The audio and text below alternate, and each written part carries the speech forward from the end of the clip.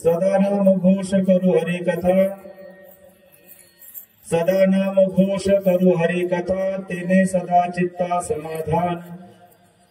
सर्व सुख ल्यालो सर्व अलंकार, आनंदे निर्भर डुलत सो।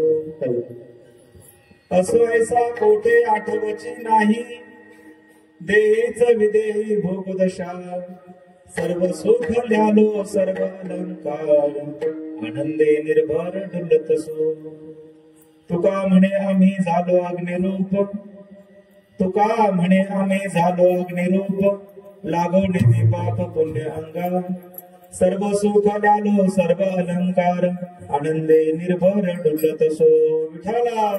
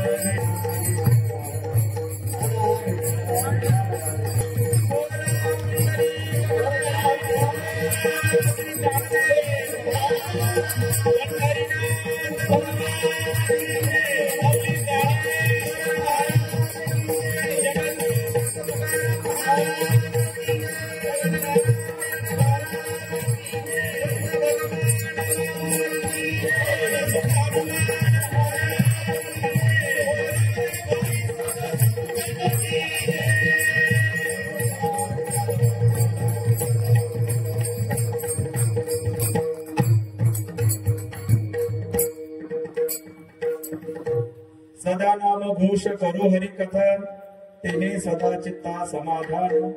सर्व सुख ल्यालो सर्व अलंकार, आनंदे निर्भर डुलत सो। असो ऐसा कोठे आठवची नाही, देहीच विदेही भोगदशा। सर्व सुख ल्यालो सर्व अलंकार, आनंदे निर्भर डुलत सो। तुका म्हणे आम्ही झालो अग्निरूप, तुका म्हणे आम्ही झालो अग्निरूप, लागो निधी पाप पुण्य अंगा। सर्व सुख ल्यालो सर्व अलंकार, आनंदे निर्भर डुलत सो। पांडुरंगा करू प्रथम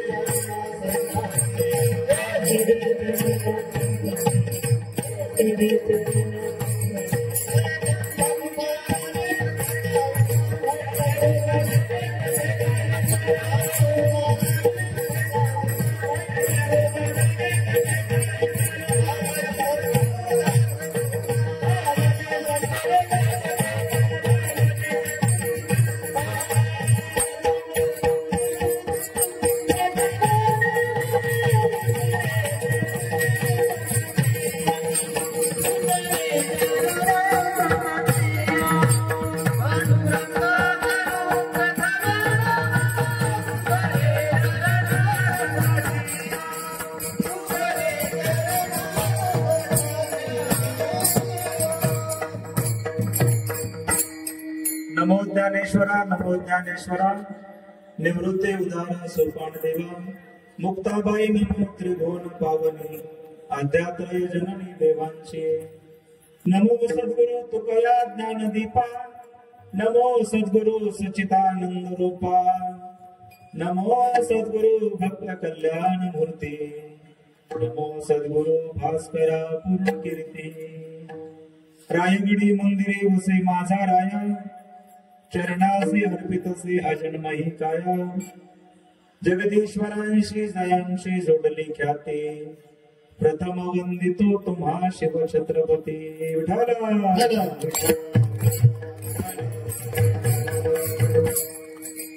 सदा नाम घोष करू हरि कथा, तेने सदा चित्ता समाधान।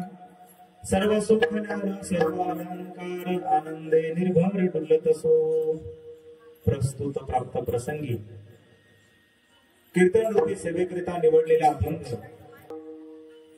महाराष्ट्राचे अविनाशी सामर्थ्य, वैराग्याचे महामेरू विठ्ठलाचे महान भक्त, जगद्गुरु श्रीमंत श्री संत तुकाराम महाराज यांचा 4 चरणाचा अभंग असून अभंगातील विषय असा आहे. या अभंगातून सांगतात, सतत नामस्मरण केल्याने, सतत हरीची कथा केल्याने आमच्या चित्ताला समाधान प्राप्त होतं. आम्ही सतत नामस्मरण करतो, त्यामुळे आम्हाला सर्व अलंकार, सर्व सुख प्राप्त होतात. आणि या नामस्मरणाच्या सामर्थ्यावरती आम्ही आनंदाने अत्यंत निर्भयपणे डुलतो. हे नामस्मरण इतकं सामर्थ्यशाली आहे की आम्हाला आमच्या देहाचा विसर पडतो. असो ऐसा कोठे आठवची नाही, देहीच विदेही भोगदशा. देह असून सुद्धा विदेही अवस्था प्राप्त करण्याचं साधन म्हणजे नामस्मरण आहे. आणि तुकाराम महाराज या अभंगाच्या माध्यमातून सांगतात की नामस्मरणाच्या या ताकदीवरती आम्ही अग्निरूप झालो, अग्निरूप अवस्थेला गेलो, आणि म्हणून आम्हाला पाप पुण्य स्पर्श करत नाही, असा या अभंगाचा सरळ धावता भावार्थ आहे. संकल्पित वेळेत आपल्याला या अभंगावरती चिंतन करायचंय. 9:26 झालेले आहेत आणि 8 ते 10चं कीर्तन होतं, त्यामुळे माझ्याकडे राहिले 30-35 मिनिटं. आणि त्या 30-35 मिनिटांमध्ये अभंगावरती चिंतन करायचंय. चिंतन मांडण्यापूर्वी आजच्या कीर्तनाचं प्रयोजन सांगणं मला उचित वाटतं. महाराष्ट्राच्या वारकरी संप्रदायातील सुप्रसिद्ध कीर्तनकार, आणि केवळ कीर्तनकारच नाही तर सामाजिक प्रबोधनकार, राष्ट्रीय प्रबोधनकार, हरिभक्त पारायण परमपूज्य आदरणीय वंदनीय आदरणीय प्रतिभाताई यांनी आजच्या कीर्तनाचं निमंत्रण दिलेलं आहे. आणि आजच्या कीर्तनाचे निमित्त आपल्या सगळ्यांना माहिती आहे की कुठल्याही स्त्रीला जे तिच्या मनात सगळ्या दुनियेबद्दल जरी वाईट विचार आले तरी फक्त एकाच माणसाबद्दल तिच्या मनात कधीच वाईट विचार येत नाही, तो म्हणजे तिचा असतो जिवलग पती. आदरणीय वंदनीय प्रातस्मरणीय आपल्यातून निघून जाऊन 7 वर्ष पूर्ण होत आहेत. माझे अत्यंत जवळचे सन्मित्र, माणसं जोडण्याची कला ज्यांना अवगत होती आणि खरं म्हणजे केवळ इमारतीच्या भिंतीमध्ये त्यांनी रंग भरले नाही तर माणसांच्या जीवनामध्ये ज्यांनी रंग भरण्याचं काम केलं. आणि ते रंग केवळ आनंदाचे रंग होते. आनंदाचे डोही आनंद तरंग, आनंदाचे अंग आनंदाची. ज्यांच्याकडे पाहिल्यानंतर फक्त आणि फक्त आनंद दिसायचा, ज्यांच्या चेहऱ्यावरचं हास्य मला आजही आठवतं. हृदयाने अत्यंत दिलखुलास, मैत्रीतल्या दुनियेतला राजा माणूस, ज्यांना सगळा मित्र परिवार. महाराष्ट्रामध्ये 2च व्यक्तींना आर म्हणून ओळखलं जातं. 2011 साली मला मराठवाड्याचा युवा वक्ता पुरस्कार महाराष्ट्राचे तत्कालीन गृहमंत्री आबा पाटील यांच्या हस्ते मिळाला. आणि त्या आबांचं नाव आर, आणि आपल्या बीडचे आर म्हणजे आपले राधाकृष्ण रामचंद्र गायकवाड पाटील, आणि त्यांचं 7वं पुण्यस्मरण आहे. एवढ्या जिवलग माणसाच्या पुण्यस्मरणाचं कीर्तन करण्याची वेळ माझ्यावरती येणं हे माझं अत्यंत दुर्दैव आहे. आणि म्हणून माझं ताईंकडे पाहून बोलण्याचं माझं अजूनही धाडस होत नाही. मगाशी संध्याकाळी बांधकामावरती पाणी मारण्याचं काम करत होतो. 1-1.5 तासापूर्वी वेगळे कपडे होते अंगावरती, आणि ताईंचा फोन आला. माझं नाव ज्ञानदेव आहे आणि मला ताई दादा म्हणतात. आणि म्हणाला, दादा काम असं आहे की आज अचानक थोडी जबाबदारी पार पडायची. आणि आपल्या महाराष्ट्राचा इतिहास आहे. मुक्ताईने सांगितलं, ज्ञानोबांनी ताटी उघडली, आम्हाला पूल ओलांडून यायला किती चढ जाणार आहे, किती दूर अंतर आहे. आणि मी कुठल्याही क्षणाचा विचार न करता म्हटलं, ताई असं आहे, या परिस्थितीत मी कीर्तनाला येतो, काही काळजी करू नका. अगदी वेळेवर पोहोचलो, खूप वेळेवर पोहोचलो. आपण सगळे वेळेवर पोहोचतो, पण वेळेच्या आधी ज्यांनी वेळ गाठली असे आरार आज आपल्यात नाही. माणसं येतात, माणसं जातात, पण किती माणसं काळजाची होतात. माणसाचं काळीज घेता यावं, माणसाचं काळीज होता यावं, माणुसकीचं रान मनामनात उठवावं आणि आपण गेल्यानंतरही लोकांनी आपल्याला आठवावं. याच्यापेक्षा आयुष्यात दुसरं काय कमाई असते. जन्म या वेदनेने आपल्या जीवनाचा प्रवास सुरू होतो आणि मृत्यू या वेदनेने आपलं जीवन संपत. प्रत्येकाला जायचंय. इथं कुणीही असा एकही व्यक्ती नाही की ज्याला जायचं नाही. प्रत्येकाला जायचंय. ते गेले, आजा गेला, पंजा गेला, प्रत्येक जण गेलाय आणि त्या रस्त्याने त्या ठिकाणी आपल्याला सुद्धा जायचंय. फक्त वेळ मागे पुढे, बाकी काही नाही. पण जन्मतानाही वेदना असते आणि जातानाही वेदना असते. आणि या दोन वेदनेच्या मधलं जे अंतर असतं, त्या अंतरामध्ये जो माणूस इतरांच्या वेदना नाहीशा करतो, तो माणूस शरीराने जातो, पण त्याचा विचार मात्र जिवंत असतो. आणि म्हणून 7व्या पुण्यस्मरणाच्या निमित्ताने कथा कीर्तन होणं ही काही सामान्य गोष्ट नाही. विठ्ठल विठ्ठल जीवन जगत असताना आपलं नाव पाठीमागे टिकण्यासाठी फार मोठा अवलिया, फार मोठा महापुरुष, विचारवंतच असावं असं काही नाही बरं का. पराक्रमाने जग शिकणारे तर अनेक आहेत. सिकंदराचंही नाव घेतलं जातं, हिटलरचंही नाव घेतलं जातं, की नाही घेतलं जातं की नाही. छत्रपती शिवाजी महाराजांचंही नाव घेतलं जातं.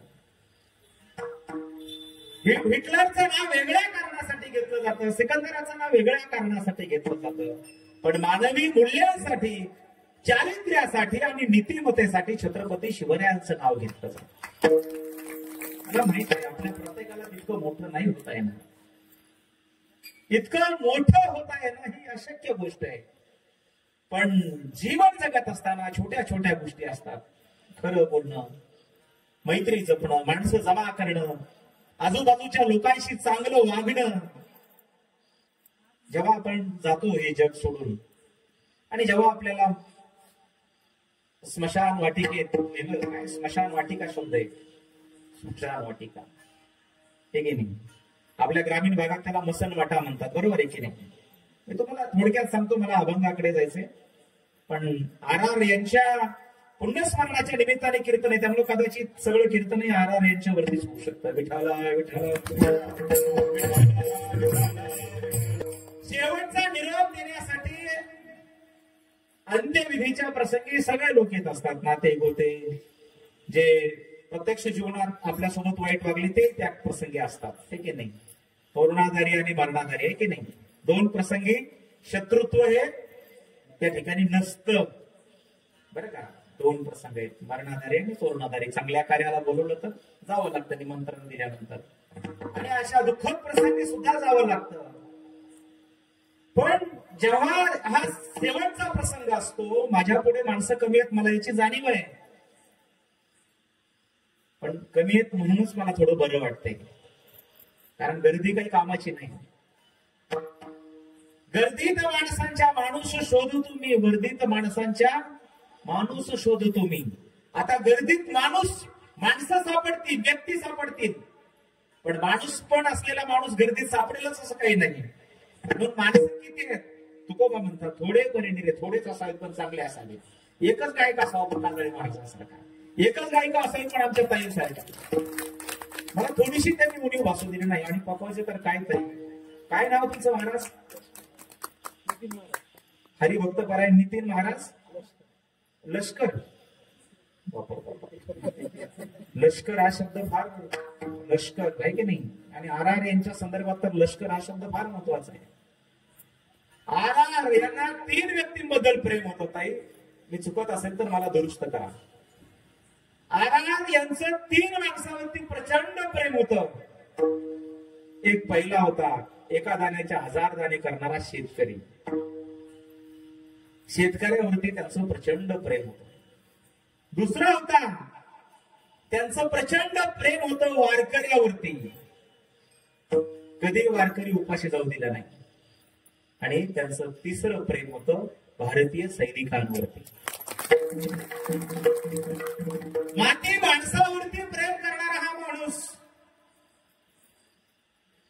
कमावली, बस त्यांनी काय कमावलं काय नाही मला माहित नाही.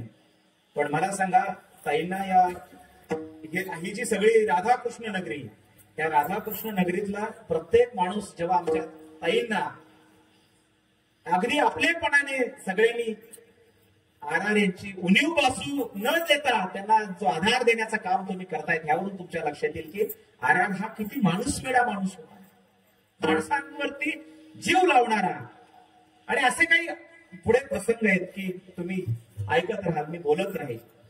इतका हा माणूस वेडा माणूस, माणसाने माणूस वेडा असला पाहिजे. मी आपल्याला सांगत होतो, जेव्हा आपण शेवटचा निरोप देण्यासाठी लोक आलेले आहेत, कुणाच्या अंत्यविधीला कमी लोक असतात, कोणाच्याला जास्त असतात. पण मला आपल्याला सांगायचे की जीवनाचा अर्थ तेव्हाच लक्षात येतो की शेवटच्या प्रसंगी तिथे आलेल्या एकाही माणसापैकी एकही माणूस असं नाही म्हणायला पाहिजे की बरा गेला. एवढं एक वाक्य जर एखादा व्यक्ती तिथला बोलला तर आपलं आयुष्य फेल आहे.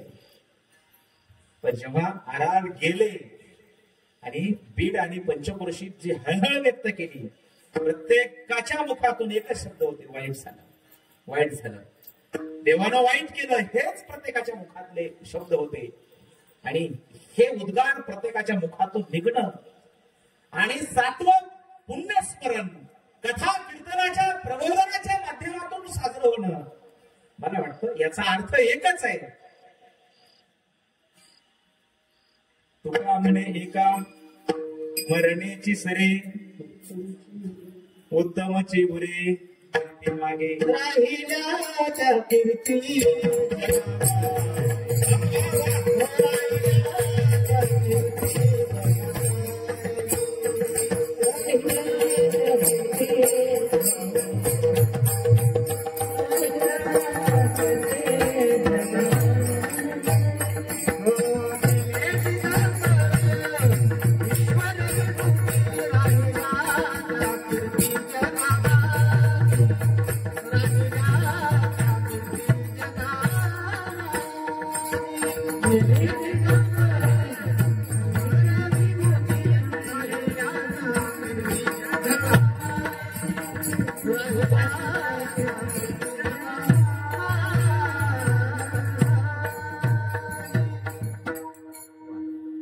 डबल चाल लावता आली तर लावता प्रत्येक प्रमाणाला. हा, मला गाणारी माणसं खूप आवडतात. माझे सन्मित्र हरिवंश भागवताचार्य आणि धार्मिक क्षेत्रामध्ये वारकरी संप्रदायाचा विचार तळागाळात रुजवण्याचं काम, आणि त्यांची वाणी इतकी मधुर आहे की त्यांचं गाणं ऐकतच राहावं असं वाटतं. त्यांचं भजन कितीही वेळ ऐकत राहावं वाटतं. जे भजनातून ज्यांचं भजन पण ऐकण्याचं तेवढं सामर्थ्य पाहिजे. म्हणजे त्यांचं भजन जर खरंच तुम्ही हृदयापासून ऐकलं तर मुक्ती मिळू शकते, इतकी ताकद त्या मुक्तिरमामध्ये आहे. म्हणजे आजी पण आहेत, माझे अत्यंत जवळचे स्नेही मित्र आहेत.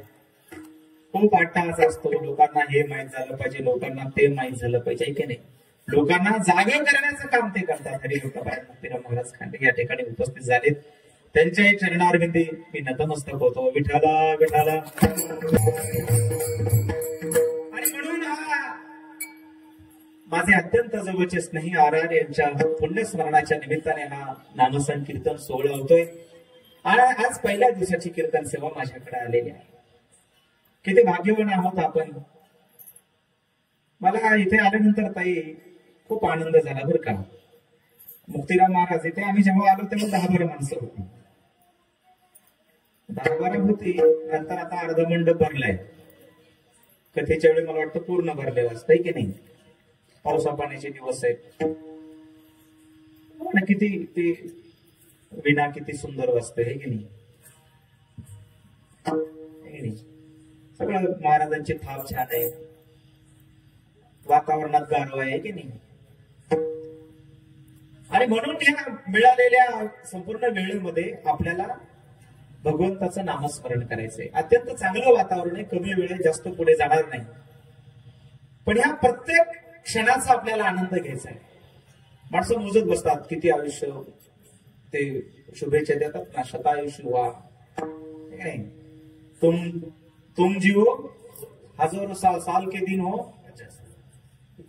लेखकांची सुद्धा कमाल आहे. म्हणजे तुम जीव हजारो साल के दिन हो 50,000. एवढं वर्ष कुठं आयुष्य असतंय का माणसाला केले. आपल्या सगळ्या संतांनी सांगितले क्षण भंगुर नाही बरं असं. पुढं काय महाराज, अरे सावध सावध थोडा माया अशा आहे की नाही. सगळे लोक धावतात कुठंतरी मिळेल मिळेल मिळेल इकडे मिळेल तिकडे मिळेल. पण आपल्या सगळ्या संतांनी सांगितलंय की नाही, संतांनी खूप चांगली शिकवून दिली आपल्याला. मी एक प्रश्न विचारतो, संत झाले नसते तर काय झालं असतं. मी पण इथे आलो नसतो, तुम्ही पण कीर्तन ऐकलं नसतं, कुणीच नसतं. नाही तर संत नुसते झाले तर आपण कुणीच नसतो. पण संतांनी काय केलं, किती मोठं कार्य केलंय की नाही. बरं, सुरुवातीला किती होते, ज्यावेळी आळंदीतून पंढरपूरला निघाले तेव्हा किती होते, किती. ज्ञानोबरायांचे गुरु निवृत्तीनाथ महाराज, सोपान काका आईसाहेब मुक्ताबाई आणि संत ज्ञानेश्वर महाराज. भगवी पताका खांद्यावरती घेतले माऊलींनी. माझ्या जीवेची आवडी पंढरपुरा नेणारी. पंढरपूरच्या दिशेने निघालेत माऊली. रामकृष्ण हरी रामकृष्ण हरी म्हणत आहे की नाही. पंढरपूरला पोहोचले. आले पंढरपूरमध्ये विठोबाचं दर्शन, रखुमाईचं दर्शन. तिथं आल्यानंतर बरीचशी मंडळी भेटली. नामदेव महाराज, कबीरदास महाराज, सावता महाराज, मला वाटतं नरहरी महाराज होते. आणखी कोणते कोणते होते, संत जनाबाई महाराज की नाही.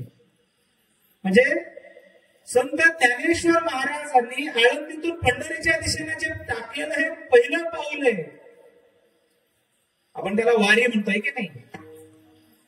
ही पंढरीची वारी ज्ञानोबारायांनी पहिलं पाऊल टाकलं पंढरीच्या दिशेने. हे जे पंढरीच्या दिशेने टाकलेलं पहिलं पाऊल आहे, या देशातली पहिली सामाजिक क्रांती आहे, पहिली क्रांती आहे. म्हणजे त्यापूर्वी स्त्रियांना फक्त चूल आणि मूल एवढ्या पुरतच मर्यादित होत. रांधा वाडा आणि मुष्टी काढा. आता आमच्या जुन्या आजी तिथं बऱ्याचशा, त्यामुळे बोलण्याचा मोह आवरत नाही. काय म्हणायचे पूर्वीचे माणसं स्त्रीबद्दल, काय म्हणायचे, चुलीतलं लाकूड, पायातली चप्पल, अशी स्त्रियांची अवस्था झाली होती. बघा ज्ञानेश्वर महाराजांचे उपकार किती आहेत या देशातल्या स्त्रियांवरती. म्हणजे ज्ञानेश्वरांनी मुक्ताईला सोबत घेतलं. ते म्हणाले नाही तू स्त्री आहेस, मुलगी आहेस, तुला कशाला चांगल्या शाळेत टाकायचंय. ते नाही, पापा चांगल्या शाळेत जाईल. पोरीचं काय, पोरगी शिकली तर शिकले, नाहीतर नाही शिकले की नाही. अजूनही समाजामध्ये काय परिस्थिती आहे. जेव्हा या बीड जिल्ह्यातला शिरूर कासार तालुका स्त्री भ्रूण हत्येच्या संदर्भात कलंकित झाला, पर्यायाने बीड जिल्हा कलंकित झाला, पर्यायाने महाराष्ट्रात स्त्री भ्रूण हत्येच्या बाबतीत हा महाराष्ट्र कलंकित झाला. तेव्हा या कलंकित झालेल्या महाराष्ट्राला आपल्या प्रबोधनाच्या माध्यमातून पवित्र करण्याचं काम जर कुठल्या रणरागिणीने केलं असेल तर त्या रणरागिणीचं नाव आहे प्रतिभाताई गायकवाड. ही आमची बहीण संत ज्ञानेश्वर महाराजांच्या विचारांची मुक्ताबाई. लक्षात ठेवा, या का मुक्ताबाई रडत बसली नाही, ती बाहेर निघाली. प्रसंगी ज्ञानेश्वराला तिने बाहेर काढलं. खचलेल्या ज्ञानेश्वराला आधार देण्याचं काम ही मुक्ताबाई करते. हा महाराष्ट्राचा इतिहास आहे. कल्पना करा, अहो आजी तुम्हीच कल्पना करा, तुमच्या जन्माच्या वेळी तुमचा बाप आई म्हणाली असती कशाला पूर्वी जन्माला घालायचे, तिला गर्भातल्या गर्भात मारून टाकू, तुम्ही आज कीर्तन बाळ केला असता इथे. बरं, जी गर्भातल्या गर्भात कोळी कळी कुस्करून टाकण्याचा आपण महापाप करतोय, ती कोळी कळी कोण असणार याची काही कल्पना केली आपण. ती जर उद्याच्या छत्रपती शिवरायांना जन्म देणारी आई असेल तर, तीच उद्याच्या तुकोबांना घडवणारी आई असेल तर, याची कधी कल्पना केली आपण. आम्ही 21व्या शतकात विज्ञान तंत्रज्ञानाच्या या युगामध्ये म्हणतो आम्ही पुढारलो प्रगतीच्या दिशेने झेपावत आहोत. अरे कसल्या प्रगतीच्या दिशेने तुम्ही झेपावत आहात. तुम्ही जर फणामासाचा लेकरू पोटातल्या पोटात गर्भातल्या गर्भात मारून टाकत असाल तर तुम्ही काय माणसात का? राक्षसांनी सुद्धा स्त्री म्हणून हत्या केल्याचं कुठं मी पुराणात ऐकलेलं नाही महाराज. महाराज माझ्यापेक्षा प्रचंड अभ्यास आहे आणि आपण म्हणतो राक्षसी कृत्य म्हणजे कशामुळे राक्षसांचा तरी अपमान करायचा.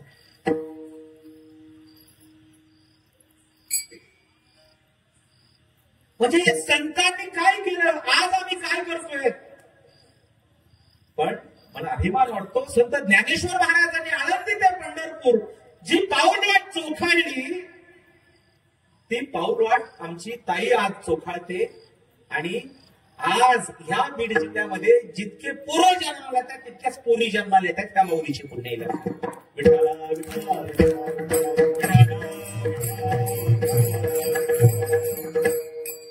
आणि ही पुण्य हा ज्ञानोबा तुकोबांचा विचार चालण्याचा वसा वारसा कुणी दिला. आयार यांचं पुण्यस्मरण एवढ्या भक्तिभावाने आनंदाने का साजरं करायचं. का फक्त ते गेलेत आपल्यात म्हणून एक आठवण म्हणून?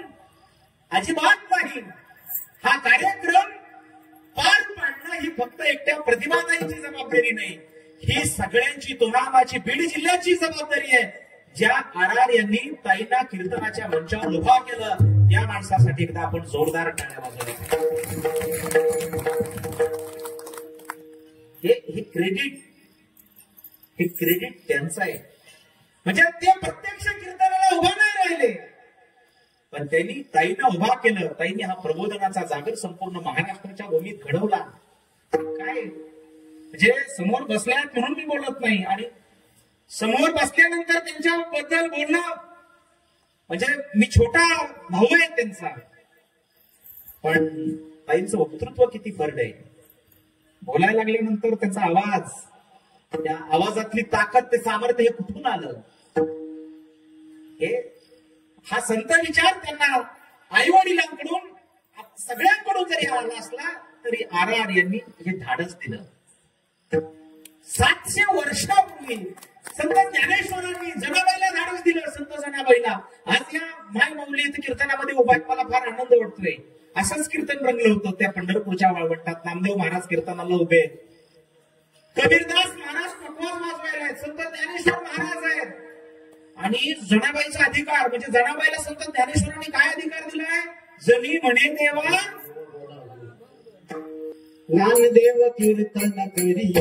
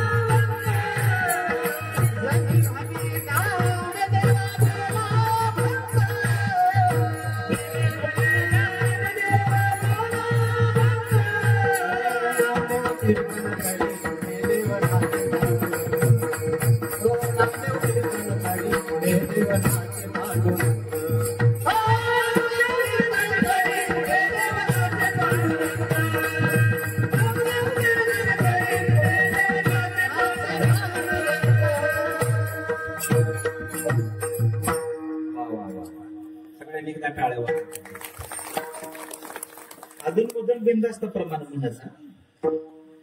नामदेव महाराजांचं कीर्तन सुरू आहे की नाही. आणि जनाबाई काय म्हणाल्या, जणे म्हणे ज्ञानदेवा. ज्ञानदेव अभंग बोलायला लागले, इकडे नामदेव कीर्तनात नाचायला लागले. आता देवाला राहवलं नाही, देवही नाचायला लागले. आणि काय झालं नाचता नाचता,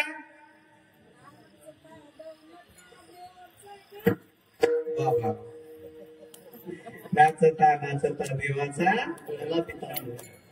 गळाला पितांबर. एवढं हे नामस्मरणाचं सामर्थ्य आहे. आणि कोण म्हणलं सांगू दे देवा. वा वा वा, काय आई साहेब.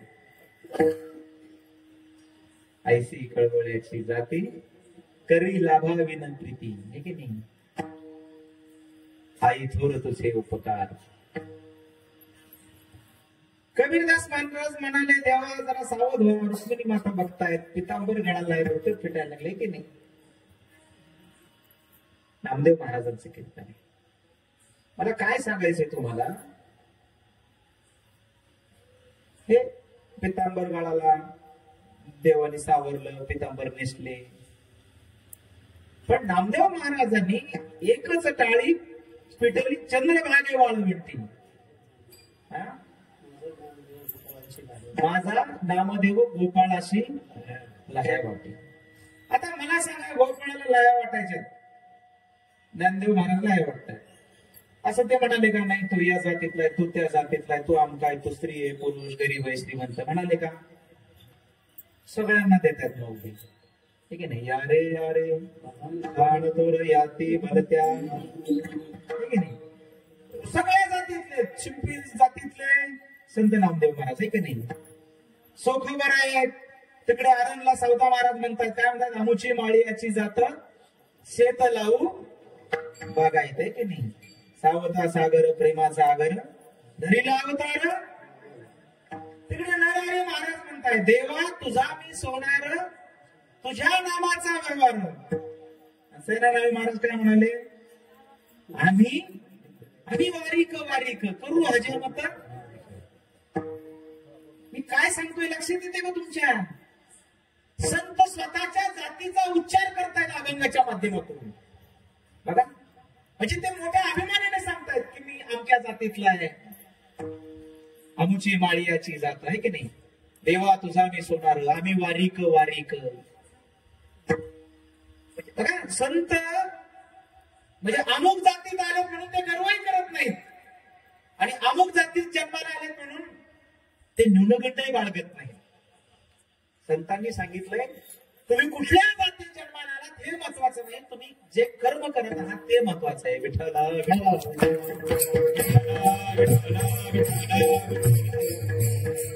पंढरपूरच्या वाळवंटामध्ये सगळ्या जाती धर्मातले संत एकत्रित आलेले आहेत. हरिनामाचा खिचडी काला प्रेमाने वाटण्याचं काम हे सगळे संत करतायत. म्हणजे संत ज्ञानेश्वर महाराजांनी या सगळ्या जाती धर्मातल्या लोकांना पंढरपूरमध्ये एकत्र आणलं,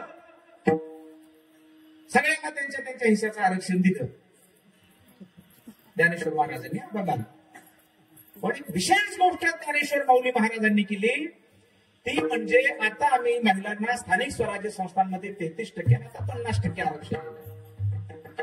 पण 700 वर्षापूर्वी या जगाच्या पाठीवरती वारकरी संप्रदायाच्या माध्यमातून स्त्रियांना आरक्षण देणारा पहिला युग पुरुष म्हणजे संत ज्ञानेश्वर महाराज.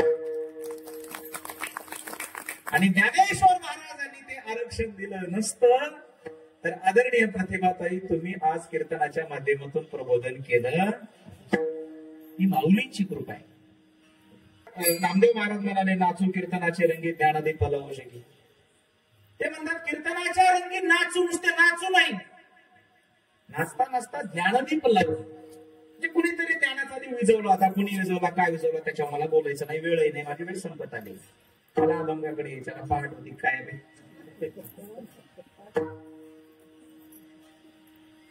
ते विजवलं कुणीतरी, आणि विजवल्यानंतरच लावावं लागतं, नाही की नाही. ज्ञानदीप लावू जगी, ज्ञानदीप लावू जगी म्हणाले, ज्ञानदीप लावू जगी. काय म्हणजे आता सोशल मीडियाचं युग आहे की नाही. टॅगलाईन म्हणजे कमी शब्दात, एका शब्दात, 2 शब्दात असं काहीतरी मोठं सांगायचं. सोशल मीडियाचं युग आहे. माझ्या टॅगलाईन वाचत जातो मी. टॅगलाईन नामदेव महाराजांची काय टॅगलाईन आहे महाराज? नाचू कीर्तनाचे रंगी. आम्ही लिहिलेली टॅगलाईन जर कोणाला वापरायची असेल अधिकृत तर त्याचे आम्ही पैसे घेतो, पेटेंट, आहे की नाही. आणि जर संत नामदेव महाराजांनी त्या काळात पेटेंटची व्यवस्था केली असते आणि जो कुणी माझा त्या ठिकाणी हे स्टेटमेंट, ही टॅगलाईन वापरेल, पैसे द्या, किती श्रीमंत झाले असते संत.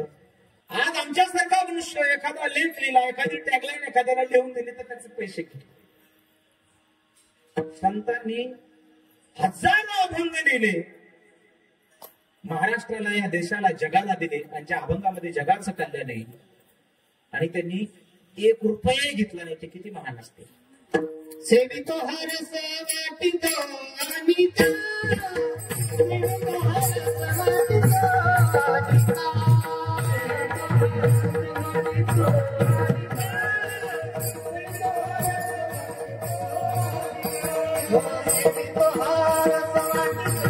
अनिता, सेवितो हरस वाटितो अनिता, सेवितो हरस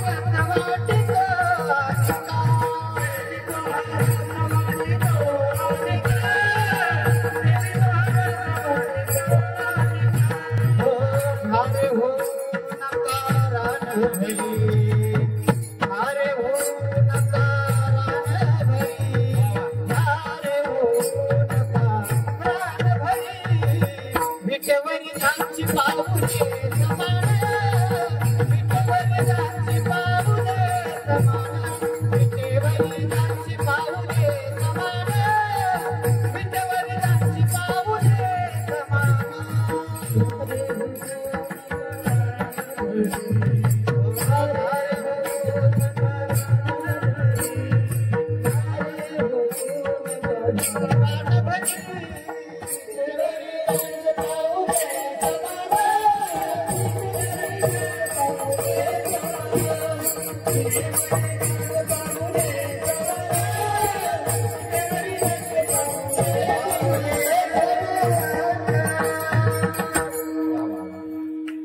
इतकं सुंदर प्रमाण दिलं, त्याचा विस्तार न करता पुढे जाणं म्हणजे महाराजांवरती अन्याय होईल, ठीक आहे नाही.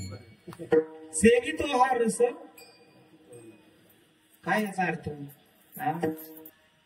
आपण चहा पाजताना सुद्धा विचार करतो पाजायचं की नाही, त्याच्याकडून काही फायदा होईल की नाही. सेवितो हा रस वाटितो आणि का क्या म्हटले, हे संतांनी दान दिलेले आपल्याला. संत देतात, महापुरुष देतात, चांगली माणसं देतात, आरार देत राहिले, आयुष्यभर देत राहिले. सगळ्यांना पैसे दिले नसतील, पण असा एकही माणूस नसेल त्यांच्या संपर्कात आलेला की त्यांनी ज्याला प्रेम दिलं. प्रेम सुख देण्याचं काम त्यांनी आपल्या उभ्या आयुष्यात केलं. आणि म्हणून आरार यांच्या पुण्यस्मरणाच्या निमित्ताने त्यांनी अनेकांच्या आयुष्यामध्ये हे प्रेमसुख दिलं, अनेकांच्या आयुष्यामध्ये रंग भरण्याचं काम केलं. म्हणून विंदा करंदीकरांची एक कविता आहे, कीर्तनात कविता म्हणायच्या नसतात, पण त्याचा उच्चार मी आरार यांच्यासाठी नक्की करेन. ते म्हणतात, देणाऱ्याने देत जावे, घेणाऱ्याने घेत जावे, घेता घेता एक दिवस देणाऱ्याचे हात घ्यावे. हिरव्या पिवळ्या बाळावरून हिरवी पिवळी शाल घ्यावी, सह्याद्रीच्या कड्याकडून छातीसाठी ढाल घ्यावी, वेड्या पिशा ढगांकडून वेडे पिशा आकार घ्यावे, रक्तामधल्या प्रश्नांसाठी पृथ्वीकडून होकार घ्यावे, उसळलेल्या दर्याकडून पिसाळलेली आयळ घ्यावी, उसळलेल्या दर्याकडून पिसाळलेली आयळ घ्यावी, आणि भरलेल्या भीमेकडून तुकोबाची माळ घ्यावी. देणाऱ्याने देत जावे, घेणाऱ्याने घेत जावे, घेता घेता एक दिवस देणाऱ्याचे. प्रतिभाताई नावाचा एक कीर्तनकार त्यांनी समाजाला दिला, पण ते तेवढं थांबले नाही. पृथ्वीराज तयार करून, पृथ्वीराजला तयार, ते बाळकडू देऊन गेले. म्हणून मला आपल्याला सांगायचंय की आपला सुद्धा कुणाचा काही भरोसा नाही. म्हणून जोपर्यंत आहे तोपर्यंत काहीतरी देत राहा, काहीतरी देत राहा, एकमेकांना देत राहा. हात आकडते करू नका, देत राहा. दिल्याने वाढतं. एका दिव्याने दुसरा दिवा प्रज्वलित केला तर पहिल्या दिवाचा उजेड वाढतो ना, पण चालू दिवा तो जर विझवण्याचं काम केलं तर तोही गेला आणि आपणही. आणि म्हणून आरार यांच्या पुण्यस्मरणाच्या निमित्ताने मला तुकोबरायांचं एक वचन या ठिकाणी उद्धृत करणं गरजेचं वाटतं. आपण किनाऱ्यावरती पोहोचल्यानंतर संत किती दूरदृष्टीचे होते. आपण किनाऱ्यावरती पोहोचल्यानंतर आता एक नदी आहे, समजा कोणती करभारा नदी आहे. आता अलीकडे पूल आहे की नाही, पण आपण असं समजायचं पात्र मोठं आहे, नावेतून बसून पलीकडे जायचं. एक नाव घेऊन गेले आपल्याला पलीकडच्या किनाऱ्यावर. मग आपण पलीकडच्या किनाऱ्यावर पोहोचलो, लाकडाची नाव आहे, आणि प्रचंड थंडी वाजते म्हणून ती फुकून शेकत बसायचं का? तुकोबराय काय म्हणतात? जाळू नये नाव पावलेली पार मागील आधार बहुतांचा. आपण तिकडे पोहोचलोय म्हणून ती फुकून नाही द्यायची, ती परत किनाऱ्यावर येणार आहे. तिकडे अनेक लोक आहेत, थंडीत कुडकुडत आहेत, त्यांना पुढे घेऊन जायचं आहे. ही जबाबदारीची जाणीव प्रतिभाताई नाही. आणि म्हणून हाच विचार लक्षात घेऊन त्यांनी आरार गेले म्हणून त्या दुःख वेदना हे व्यक्त केलं त्यांनी. आजही त्यांच्या हृदयात ते आहे, पण त्या रडत बसल्या नाही, तर बाहेर पडल्या. आणि मला आरार यांचा विचार पुढे घेऊन जायचा आहे, माझ्या ज्ञानोबा तुकोबांचा, छत्रपती शिवरायांचा विचार पुढे घेऊन जायचा आहे, म्हणून त्या पृथ्वीराजला घडवतायत. मला वाटतं ही आनंदाची बाब आणि ही गोष्ट अत्यंत महत्वाची. आणि म्हणून आयुष्यात किती क्षण आहेत, त्यापेक्षा एका क्षणामध्ये सुद्धा आयुष्याचा अर्थ साठलेला आहे, पण त्या प्रत्येक क्षणाचा आपल्याला आनंद घेता आला पाहिजे. विठाला विठाला त्या वाळवंटामध्ये आनंद वाटतायत, सुख देत आहेत एकमेकाला नामस्मरणाच्या माध्यमातून. आणि मध्ये 400 वर्ष निघून गेली. इकडे देऊला तुकोबांचा जन्म झाला आणि तुकाराम महाराज वय वर्ष 20-42 वर्षाचं आयुष्य तुकोबांचं. आता विस्तार करायला वेळ नाही. माझा तुकोबराय हा स्वतंत्र चिंतनाचा विषय आहे. 21व्या वर्षी तुकोबरायांना साक्षात्कार होतोय. काय साक्षात्कार झालाय? नामदेवे केले स्वप्न माझी जागे सवे पांडुरंगी म्हणून लागायचं एवढे मुख्यासारखे विठाला विठाला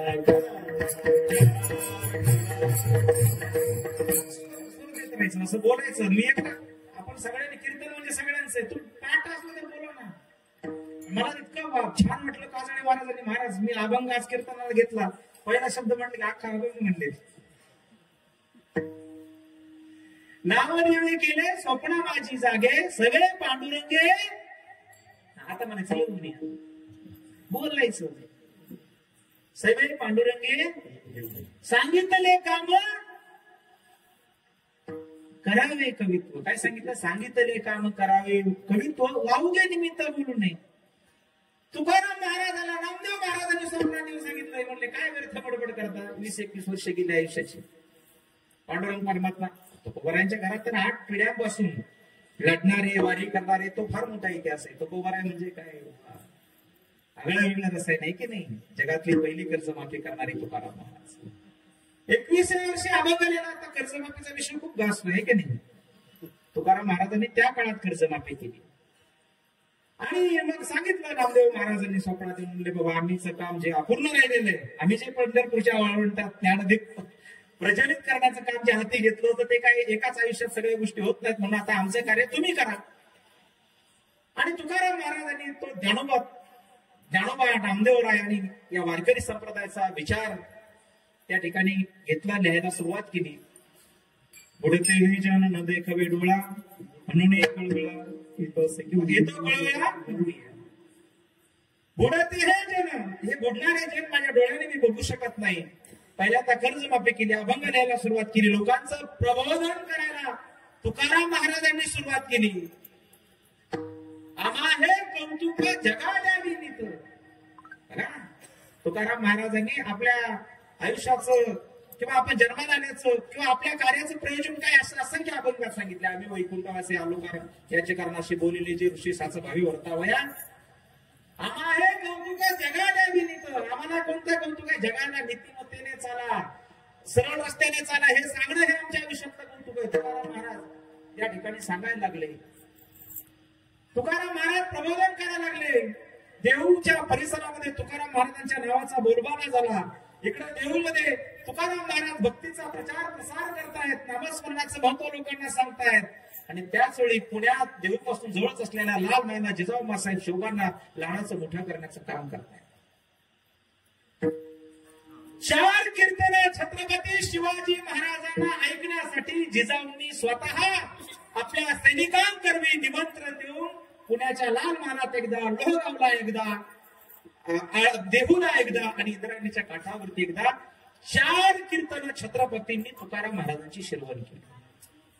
किती कीर्तन ऐकली? तुकाराम महाराज कीर्तन सांगायला येतात, कीर्तन ऐकायला छत्रपती शिवाजी महाराज आहेत. काय सांगितलं असं तुकाराम महाराजांनी सासू सुनाच्या गप्पा? काय सांगितलं?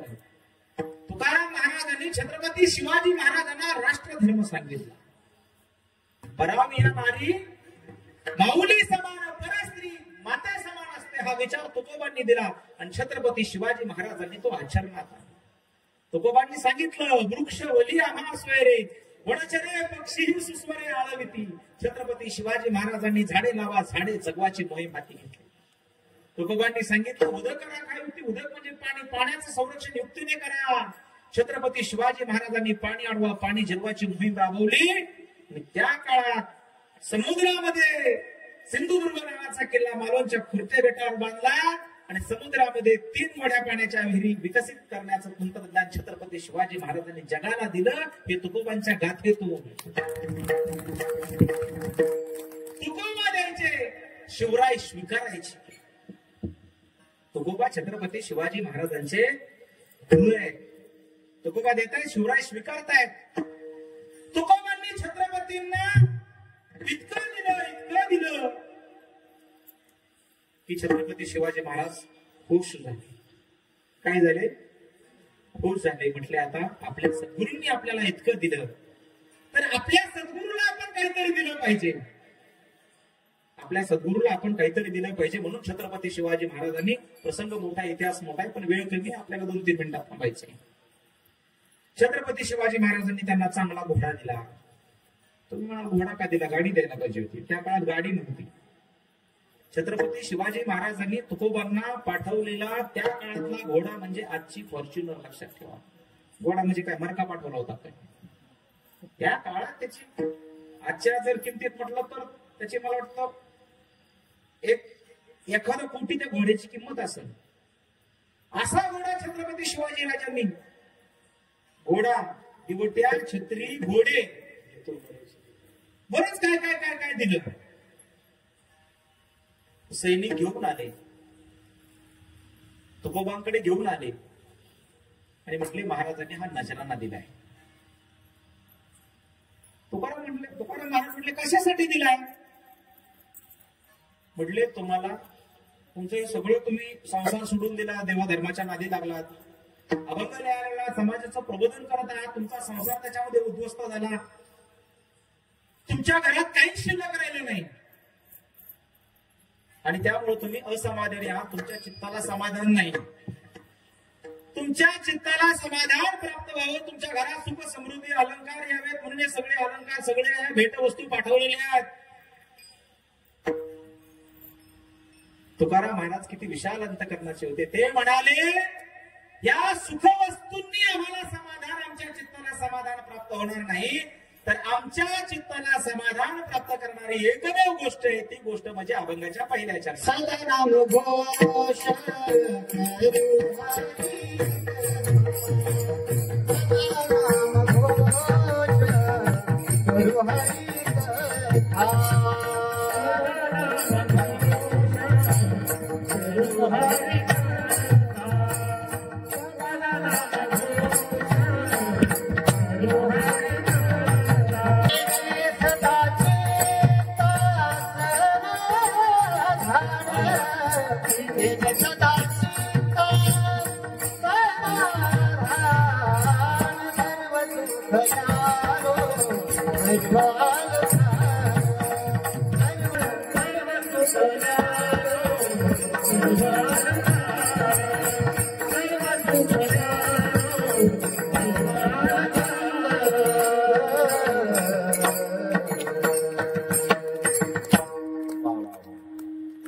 काय म्हणाले तुकोबा?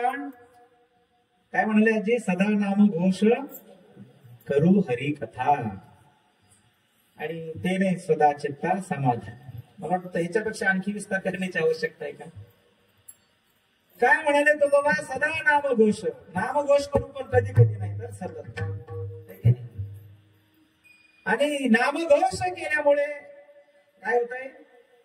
चित्ताला तर समाधान प्राप्त होत आहेच, पण नामस्मरणाचं किती महत्व सांगितलंय संतांनी केलं. नामसंकीर्तन साधन पै सोपे जळतील पापे जन्मांतरीचे. किती सोपं साधन सांगितलंय की नाही. तरी कीर्तनाचे नटनाचे नाशिले व्यवसाय प्रायश्चित्ताचे जे नामची नाही पापाचे ऐसे केले. ठीक आहे. इतकी नामस्मरणाची ताकद आहे. आणि तुकोबांना तर नामस्मरणाचे वेळ लागले. कधी भामचंद्रावर, कधी भंडारा डोंगर, गोराडेश्वर, भामचंद्र आणि भंडारा 3 डोंगरावरती तुकोबा जायचे आणि नामस्मरण करायचे. ते म्हणाले आम्हाला या भेटवस्तू नको, आम्हाला त्या देवाच्या नामस्मरणाचं वेळ लागले. गोविंद गोविंद की नाही. देवाच्या नामस्मरणाचं वेळ लागले. म्हणाले आम्हाला आमच्या चित्ताला नामस्मरण केल्याने समाधान मिळतं आणि म्हणून सतत आम्ही जयघोष करतो. सगळे सैनिक परत गेले.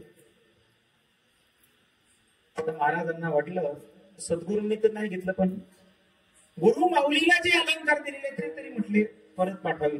आपले तुकोबा हे वैराग्यवंत संत आहेत, ते महात्मा आहेत, ते स्वतः घेणार नाहीत, पण किमान त्या सगळ्या परिस्थितीमध्ये त्यांच्या कुटुंबाची परिस्थिती अत्यंत खालावलेली आहे. त्यांच्या पत्नीच्या गळ्यातले दागिने सुद्धा त्या ठिकाणी राहिलेले नाहीत आणि म्हणून त्या दागिन्याच्या माध्यमातून काही सुख प्राप्त होतील आणि म्हणून ते म्हटले ते थोडंफार म्हटले 2-4 सोन्याच्या अंगठ्या द्या, हे एवढं म्हणले पाठवून देऊ. आता मला सांगा, आजकालच्या एखाद्या महाराजांना जर एखाद्या आमदार खासदारांनी असं जर काही सोन्याच्या अंगठ्या पाठवल्या, एखादी गाडी 4 व्हीलर वस्तू पाठवली तर काय म्हणतील बरं? काय करतील? स्वीकारतील. मी काय खोटं बोलतोय का? काय करतील? ठीक आहे. पण बघा, तुकाराम महाराजांकडे सगळं पाठवलं म्हटलं ह्याच्यामुळे सुख प्राप्त होईल. तुकाराम महाराज काय म्हटले अभंगाच्या दुसऱ्या चरणात,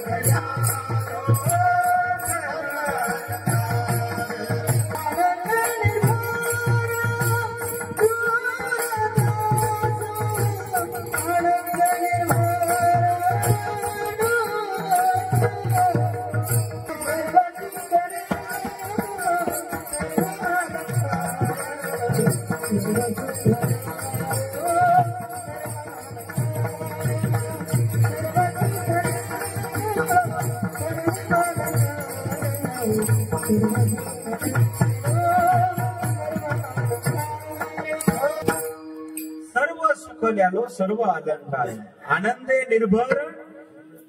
ते म्हणाले हे नामाचेच सर्व सुख अलंकार आम्ही दिलेले आहेत, आम्हाला दुसऱ्या अलंकाराची आवश्यकता नाही. नामस्मरण केलं की त्या नामस्मरणाचा आनंद इतका आहे की आनंदे निर्भर असो. म्हणजे इतकी या नामस्मरणाची ताकद आहे. उलट तुकाराम महाराजांनी सांगितलं, म्हटले तुम्हाला आम्हाला सुखात बघायचंय ना, म्हटले असं करा, आणि तेने सुखी विठ्ठल विठ्ठल म्हणामुखी. बघा, हा प्रत्यक्ष तुकोबा छत्रपती शिवरायांमध्ये झालेला संवाद आहे, काही काल्पनिक कथा नाही, हे काही सांगावांगी गोष्टी नाहीत, लक्षात ठेवा. उलट तुकाराम महाराज म्हणाले शिवराया तुम्ही काय करा, म्हटले आम्हाला तर खूप आनंद झाला, म्हटले सगळे सुख अलंकार आम्हाला भेटलेले आहेत, हे आम्हाला भेटवस्तूमध्ये काही दिवट्या छत्री घोडे हे तो बऱ्यात न पडे, हे काही आम्हाला नको म्हटले. पण तुम्हाला जर वाटत असेल आम्ही खरं सुखी व्हावेत तर तुम्हीच काय करा, म्हटले विठ्ठल विठ्ठल म्हणा. छत्रपती शिवाजी महाराजांना निरोप भेटला. छत्रपती शिवाजी महाराजांना जसा निरोप भेटला तसं शिवाजी महाराजांनी तलवार ठेवून दिली खाली, आणि छत्रपती शिवाजी महाराज विठ्ठल विठ्ठल विठ्ठल विठ्ठल विठ्ठल विठ्ठल विठ्ठल शिवाजी महाराजांनी नामस्मरण सुरू केलं. पण आता छत्रपती शिवाजी महाराजांनी शस्त्र खाली ठेवणं हे काय महाराष्ट्राच्या हिताचं होतं का? मी सैनिकांना बोलवून घेतलं आणि सांगितलं, जा म्हणले तातडीनं देवाला निरोप पाठवा तुकोबारायांना की छत्रपती शिवाजी महाराजांनी शस्त्र ठेवलेलं आहे. तुकोबा हजर झाले पुण्यात, जवळच देहू आणि पुण्यात. त्या काळातलं घोड्यावरून अंतर, आता गाडीने उशीर लागतो देहून पुण्यात पोहोचायला. आता गर्दीच तितकी आहे पुण्यात, आहे की नाही. तुकोबा आले. तुकोबांनी बघितलं शिवराय नामस्मरण करतायत. हा सद्गुरूंच्या विचारांचा हा प्रभाव आहे, लक्षात ठेवा. म्हणजे किती महान असतील तुकोबा, छत्रपती शिवरायांच्या वरती त्यांचा प्रभाव आहे. अनेक पायकीचे अभंग आहेत. राजा कसा असावा हे तुकोबांनी लिहिलं. सैनिक पाईक कसा असावा पायकीच्या अभंगातून तुकोबांनी लिहिलं. गनिमी काव्याने लढाया कशा जिंकायच्या हे तुकोबांनी छत्रपतींना सांगितलं. तुकाराम महाराज आले, बघितलं तर खरंच नामस्मरण करतायत. विठ्ठल विठ्ठल सुरू होत त्यांचं. तुकोबा म्हणाले, अहो महाराज शस्त्र खाली ठेवलं. हो म्हटले, तुम्हीच सांगितलं ना म्हटले मुंगी मारणं सुद्धा पाप आहे.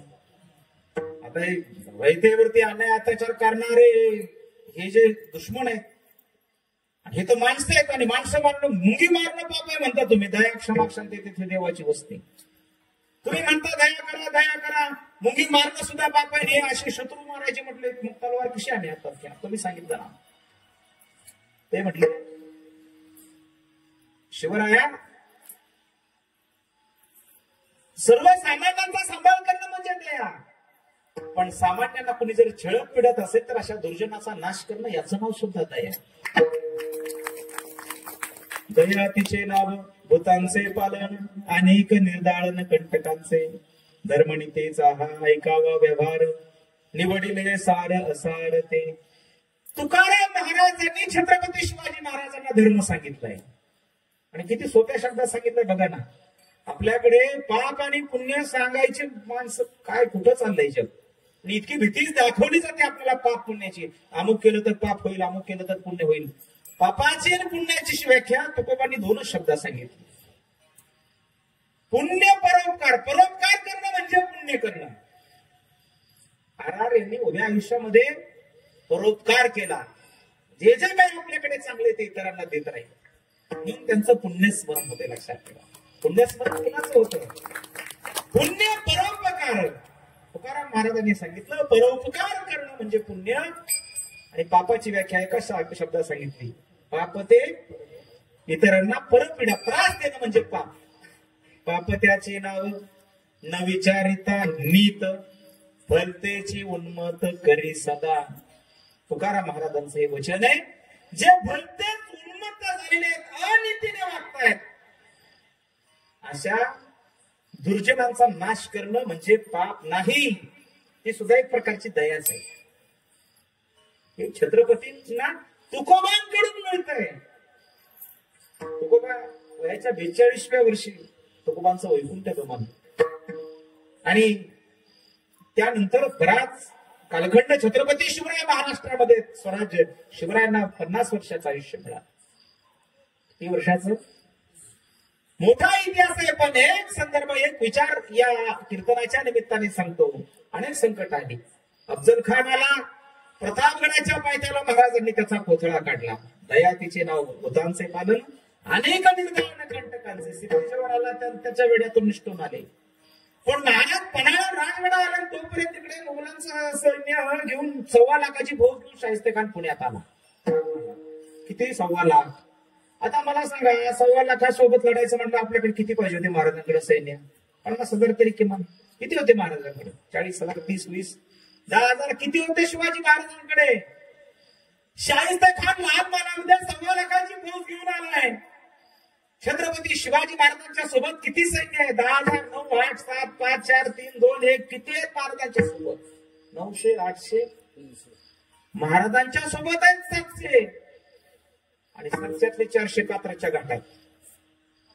पुणे शहराच्या बाउंड्रीवर 299 आणि सोबत एकच घेतलाय, त्याचं नाव स्वराज्याच्या हेर खात्याचे प्रमुख शिवरायांचा तिसरा नेत्र बहिर्जी नाईक. ज्यांना माहित होतं शाहिस्ते खान कुठं झोपतो, कुठं बसतो, कुठं राहतो. दोघच गेले. लढाई 1.25 लाखासोबतची लढाई किती मिनिटात जिंकली? शाहिस्ते खानाने डायरीत नोंदवून ठेवलंय. तो म्हणतो छत्रपती शिवाजी महाराज वाऱ्यासारखे आले आणि वाऱ्यासारखे निघून गेले, पण माझे 3 बोट कधी काय झालं माझं मलाच कळलं. त्याने स्वतः तो अनुभव लिहिलाय. महाराज आले, शाहिस्तेखानाची बोट गायब करून निघून गेले.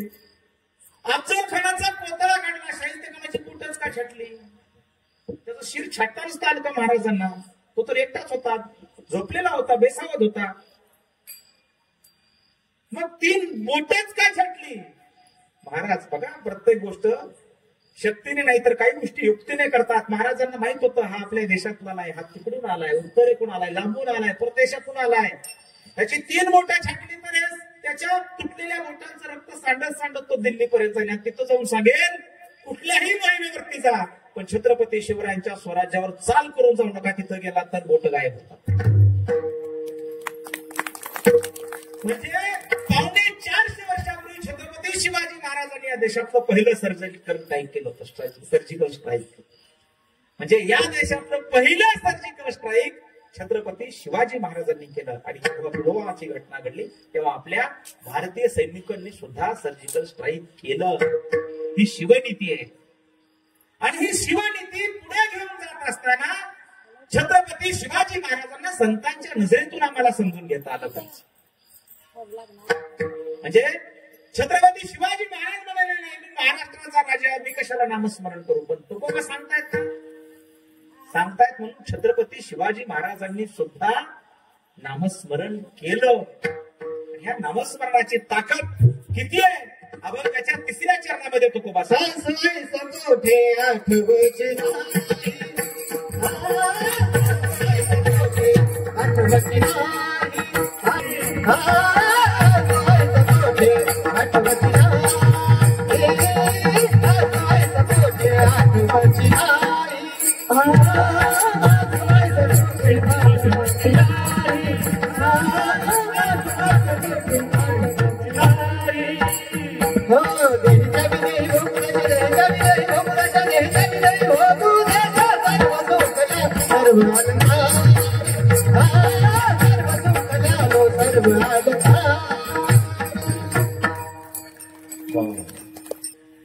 असो ऐसा कोठे आठवच नाही.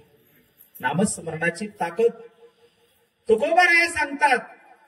आणि ते म्हणतात की नामस्मरण आम्ही केलं, या नामस्मरणाचं सामर्थ्य इतकं की आम्ही म्हणजे देह रूपामध्ये असून सुद्धा विधेय अवस्थेला प्राप्त झालो.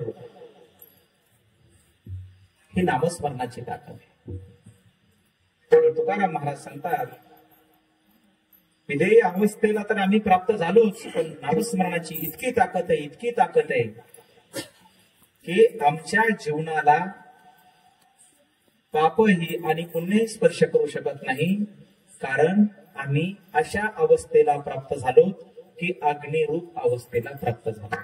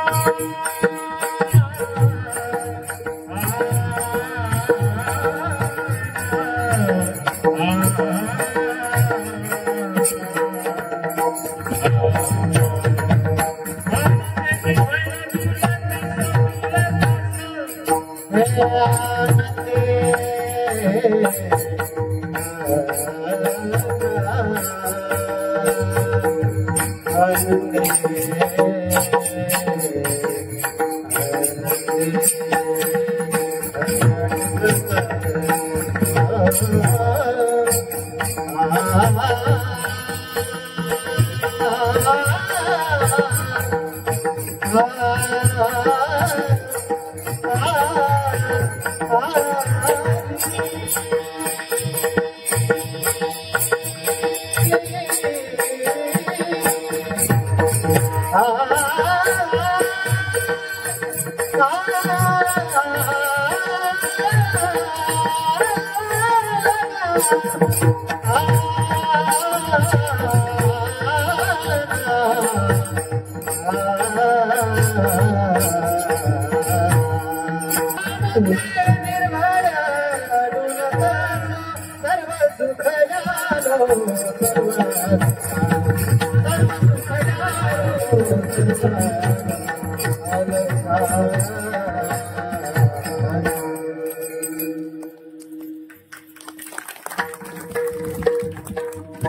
म्हणे आम्ही झालो अग्निरूप लागू निधी पाप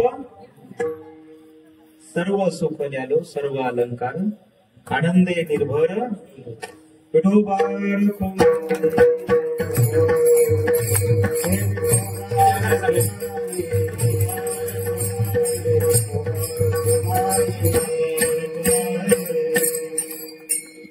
तर कीर्तन आता जवळजवळ संपलेलंच आहे.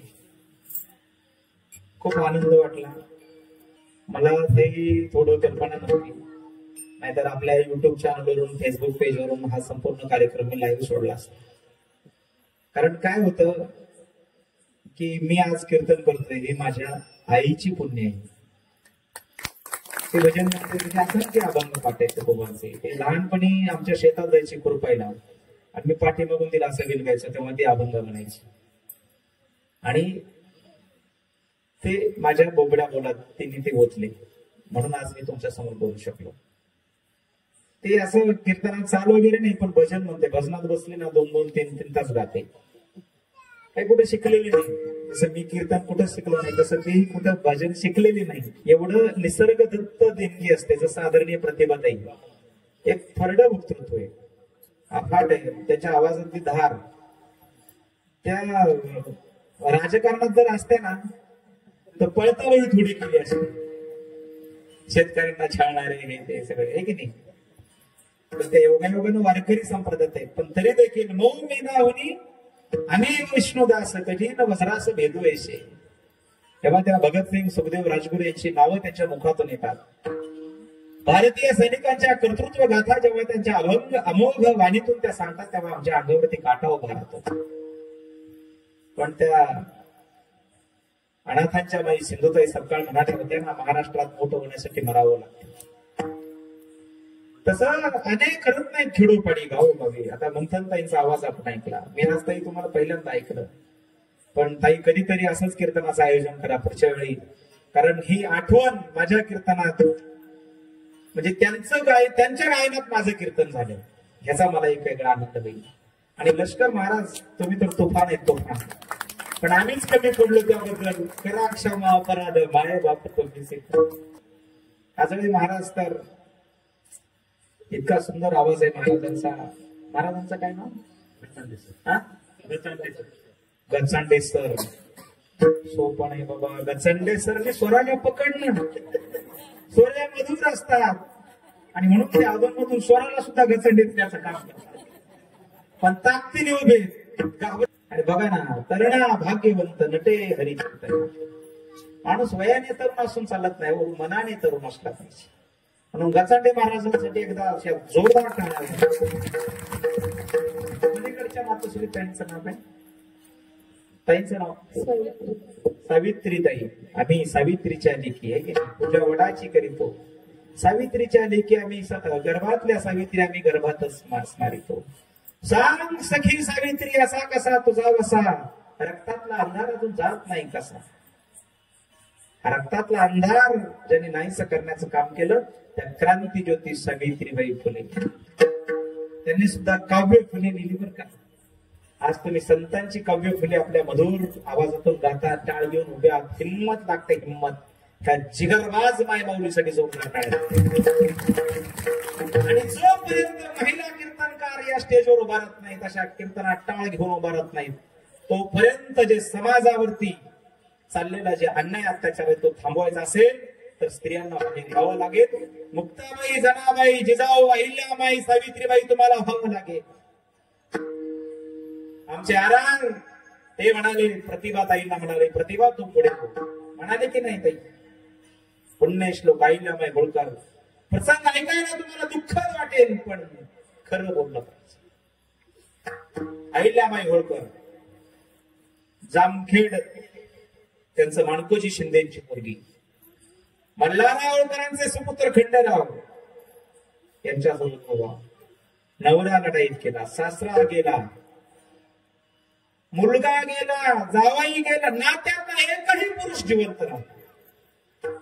एकही पुरुष. किती दुःख वाटायला आलं असेल त्या. काही त्या दुःखाची आपण कल्पना करू शकतो. लोकमाता, राजमाता, पुण्यश्लोक अहिल्याबाई होळकर यांच्या रक्तातला एकही पुरुष जिवंत नव्हता. सगळे कालोखात, कुणी लढाईत, कुणी आजाराने, या पद्धतीने सगळे पुरुष त्या ठिकाणी गेले. पण बघा ना, कमरेला तलवार खोलीने रणरागिणी मैदानात उतरली आणि भारतातले सगळे महादेवाचे मंदिर त्यांचा जीर्णोद्धार केला. स्त्रिया नदीवर धुणं धुवायला जायच्या स्त्रिया. तर ह्या स्त्रिया त्या पाण्यात पडायच्या, धुणं धुतात होता. मग पर्यटनाला आलेल्या, धार्मिक कार्याला आलेल्या, मग जेवढे देशात महत्वाचे घाट आहेत, नदीच्या किनाऱ्यावरती घाट बांधण्याचं काम हे पुण्यश्लोक अहिल्याबाई होळकरांनी केलं. आता 12 ज्योतिर्लिंगापैकी आहेत, अनेक ज्योतिर्लिंगांचा जीर्णोद्धार करण्याचं काम केलं, अनेक मंदिर उभा करण्याचं काम केलं. म्हणून ताई, ज्या वेळी तुमच्या समोर एखादं संकट उभा राहील, तेव्हा लोकमाता अहिल्याबाई होळकरांचा चेहरा नजरेसमोर आणायचा.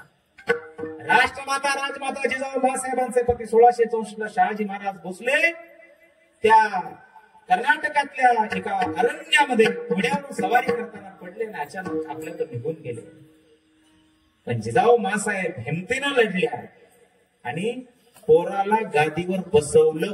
रायगडावर 6 जून 1694 32 वर्षाच्या सुवर्ण सिंहासनावर पोरग जन्माला यायच्या आणि ठरवलं होतं त्याला महाराष्ट्राचा राजा करायचा. काय स्वप्न असतं. पती गेले, अनेक संकट आली, पण जिजाऊ मासाहेबांनी स्वतः पाहिलेलं स्वप्न स्वतःच्या डोळ्यांनी बघितलं रायगडावर. नंतर 10 दिवसांनी पाचाडला पाहिला. देवतपूरला लक्षात जे जिजाऊ, अहिल्या, सावित्रीबाई, मुक्ताबाई, जनाबाई, बहिणाबाई हे तुमचे माझे आदर्श आहेत. आणि मला वाटतं ताई, आपण ह्यांचा वारसा अधिक नेटाने चालवावा. आतापर्यंत आपण महाराष्ट्र आणि महाराष्ट्राच्या बाहेर कीर्तनाच्या माध्यमातून जागर घडवला, पण येणाऱ्या काळात आर यांच्या पुण्यस्मरणाच्या निमित्ताने मी पांडुरंगाच्या चरणी, छत्रपती शिवरायांच्या चरणी, नगरनारायण महाराजांच्या चरणी अशी प्रार्थना करतो, माझ्या संतांचा विचार घेऊन आमची भगिनी प्रतिभाताई महाराज या बाहेर देशामध्ये जाऊन त्यांनी वारकरी संप्रदायाचा प्रचार प्रसार करावा. इतकं बळ त्यांच्या पंथात लावावं या माझ्या त्यांना शुभेच्छा. आणि मुलाचं नावही बघा ना काय ठेवलंय, पृथ्वीराज. कुणी ठेवलं ताई? माझा पृथ्वीराज ठेवलंय. पृथ्वीवरती आपल्या प्रबोधनाच्या माध्यमातून तुम्हाला राज करायचंय. तुमच्यावरती जबाबदारी आहे. तुम्हाला रडून चालणार नाहीये. तुम्ही रडायचं नाही, आता तुम्ही लढायचं. आणि या पृथ्वीराजला त्याचं ज्या दिवशी अमेरिकेतल्या सॅन फ्रान्सिस्को मध्ये त्याचं कीर्तन होईल, त्या दिवशी तुम्ही तुमचं स्वप्न पूर्ण झालं असं समजायचं. आणि तो निर्धार आज या पुण्यस्मरणाच्या कार्यक्रमाच्या निमित्ताने व्यक्त करायचा. आणि तोही आहेच, चपळ आहे, अगदी उंचापुर आहे, चपळ आहे, हसरा चेहरा आहे, राजमिट्ट आहे, काही अडचण नाही. ऋतुजाताई आहे, तिचंही चांगलं शिक्षण चालू आहे, आई वडिलांचे आशीर्वाद आहेत. त्यामुळे आमच्यासारखी भाऊ तुमच्या सोबत आहे. सगळे आपण एकत्रित आहोत. आणि आज अधिकच जास्त बोलत नाही, खूप वेळ झाला. माझं कीर्तन पुन्हा इथं होईल की नाही मलाही माहित नाही, कारण काय भरोसा आहे. गाडी मला इथून जायचंय. पलीकडला दोन मी भक्ती कन्स्ट्रक्शन मध्ये, आदित्य नगरीमध्ये. मी हरिभक्त परायण नामदेव महाराज काशी. कारण माझं नाव पत्रिकेत नाही, माझं नाव आनंद सुद्धा केलं नाही कीर्तनाच्या अधिकारी. म्हणून माझी जाहिरात मलाच करणं गरजेचं आहे. प्रत्येक सप्त्यात माझं कीर्तन ठेवीत जातो. ठेवणार की नाही? सप्त्यात ठेवा, वाढदिवसाला ठेवा, कुठेही ठेवा, कीर्तन माझे ठेवा अशी म्हणायची वेळ. डिजिटल युग आहे, विज्ञान तंत्रज्ञानाचे युग आहे. विनोदाचा भाग सोडून द्या. वेळ मिळत नाही म्हणून कीर्तन करत नाही. एम ए सेट नेट आहे, तुकोबरायांच्या गाठीवरती PhD सुरू आहे.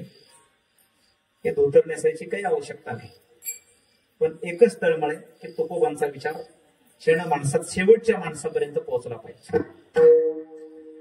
युट्यूबला 1.5 लाख सबस्क्रायबर आहे, 1,65,000. तुम्ही ते अजून सबस्क्राईब करा. फेसबुकला 99,975च्या पुढे फॉलोअर्स आहेत. आणखी 25 लोक जुटले की 1 लाखाचा आकडा आज पूर्ण होत जाईल. 1 लाखाचा आकडा आहे की नाही. आकडे महत्वाचे नाही, लोकांचं प्रेम महत्वाचं आहे. महाराष्ट्रात मायबाप जनतेने खूप प्रेम दिलं.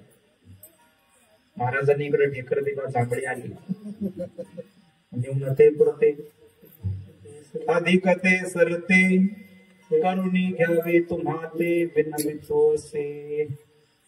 ज्ञानेश्वर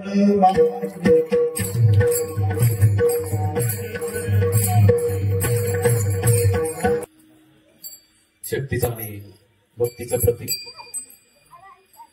हनुमंतरायाच्या चरणी नतमस्तक होत या ठिकाणी आपण आज राधाकृष्ण गायकवाड पाटलांच्या 7व्या पुण्यस्मरणाच्या निमित्ताने कीर्तन सेवेसाठी सर्वजण उपस्थित आहोत. वास्तविक पाहता कीर्तनकार एक महान छत्रपती शिवरायांचे शिवचरित्र व्याख्याते आणि त्याचबरोबर आज मी त्यांचं सर्वप्रथम या ठिकाणी कीर्तन ऐकतो. खरोखर त्यांनी या कीर्तन सेवेसाठी घेतलेला अभंग अतिशय सुंदर होता. सदा नाम घोष करो हरी कथा तेने सदा चित्ता समाधान. अतिशय सुंदर अशा प्रकारचं त्यांनी या अभंगावरती विवेचन केलं. खरोखर काशी साहेब किंवा महाराज तुम्हाला या ठिकाणी सांगत असताना तुम्ही अतिशय पेटेंची संकल्पना खूप सुंदररित्या या ठिकाणी मांडली. जी आपली संत मंडळी होऊन गेली आहे, संत नामदेव असतील, ज्ञानेश्वर असतील की आपली तुकोबा असतील, यांना एवढं मोठं पेटंट मिळालंय की चंद्र सूर्य असेपर्यंत त्यांचं पेटंट संपणार नाही. खरोखर असेच कीर्तनकार व्हावीत, समाजात असणारा अंधकार दूर व्हावा आणि सत्याच्या मार्गाने सगळेजण चालावेत. या दृष्टिकोनातनं आपल्यासारख्या कीर्तनकारांची खरोखर आवश्यकता आहे. मित्रांनो, खर तर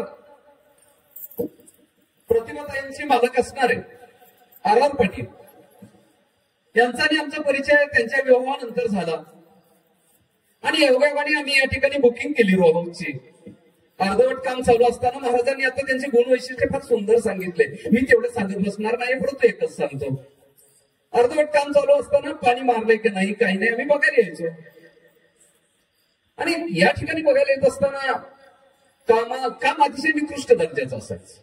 गायकवाड साहेबांची भेट झाली योगायोगाने एके दिवशी. मी म्हटलं, साहेब काय, परंतु तो व्यक्ती त्यांच्यामध्ये अजून एक गुण होता, तो म्हणजे मिठाला जागणे. मला त्यांनी एका शब्दात सांगितलं, सर माझ्या देखत नका काही बोलू, मी त्यांचं मीठ खातोय. मला त्यांनी असंख्य कामं दिली आहेत आणि हेही रंगरुंगटी मीच करणार आहे, माझ्या देखत काही बोलू नका. एवढं अशा प्रकारचं हे मिठाला लागणार व्यक्तिमत्व होतं. आणि त्यांच्या पुण्यस्मरणासाठी असणाऱ्या आमच्या प्रतिभाताईंनी हा उठाठेव मांडलाय. सुंदर अशा प्रकारचं आयोजन या ठिकाणी झालेलं आहे. महाराजांनी सुंदर अशा प्रकारचं कीर्तन या ठिकाणी केलेलं आहे. महाराजांनी सांगितल्याप्रमाणे खरोखरच इथून पुढं इथं होणाऱ्या सप्ताहासाठी तुमची तारीख निश्चितच राहील, त्यातील मात्र शंका नाही. आणि मी पुढच्या वर्षी सेवानिवृत्त होत आहे. माझ्या सेवानिवृत्तीच्या कार्यक्रमाला तुम्ही प्रमुख असाल, प्रतिभाताई देखील असतील. मी अशी तुम्हाला आताच विनंती करतो, आपण उपस्थित राहाल अशी आशा बाळगतो. सर्वजण उपस्थित राहिल्या त्याबद्दल तुम्हा सर्वांना पुन्हा एकदा धन्यवाद देतो आणि माझे 2 शब्द समाप्त करतो. जय हिंद.